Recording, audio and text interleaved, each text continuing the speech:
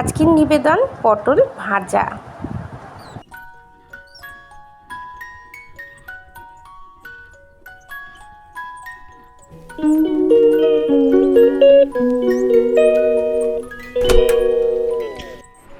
আচ্ছা, এবার আমি যেগুলো নিয়েছি আমার আজকের খাবারের জন্য, তো এইভাবে আলু, পটল আর একটু কাঁচকলা আমি এইভাবে আমানি করে নিয়েছি, ঠিক আছে। আর ভেতরকার দানাগুলো পটলের বার করে নিয়েছি। এরপরে এটাকে হচ্ছে ভাজবো, ঠিক আছে। তো একটু ভাজার সময় আমি এটা ইউজ করছি কর্ন স্টার্চ, ঠিক আছে।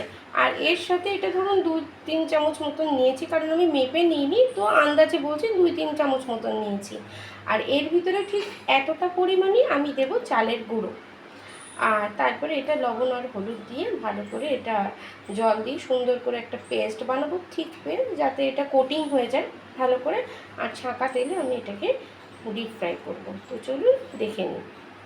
যেটা বলছিলাম আমি, যে এটা হচ্ছে কর্নস্টার্চ, সমান পরিমাণ নিয়েছি চালের গুঁড়া আর একটু লবণ, যেটাকে আমরা বলি রামরজ, আর একটু হলুদের গুঁড়া আর একটু কালো জিরে। এগুলোকে নিয়ে সব একটা ঠিক পেস্ট বানিয়ে নেব, যাতে এই জিনিসগুলো কোটিং হয়ে যায়। এরপর তেলে, গরম তেলে, ছাঁকা তেলে এটা ভেজে নেব। কড়াইতে তেল গরম বসিয়ে দিয়েছি এবার।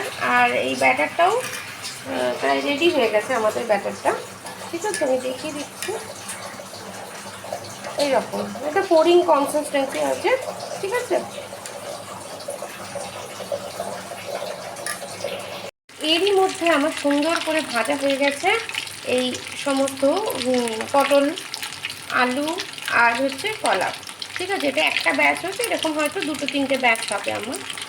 তো দেখুন বেশ সুন্দর লালচে হয়ে ভেজেছে আর মচমচে হয়েছে। এটা গরম ভাতে ডালের সাথে ভীষণ সুন্দর ভালো লাগবে, মানে একটা আলাদা। একটু ডালটা একটু লেবু দিয়ে মেখে, আর আমি বানাচ্ছি ডালটাও হচ্ছে, দেখেন এটা হচ্ছে ভাজা মুগের ডাল হচ্ছে, আর এর সঙ্গে বেশ সুন্দর যাবে জিনিসটা।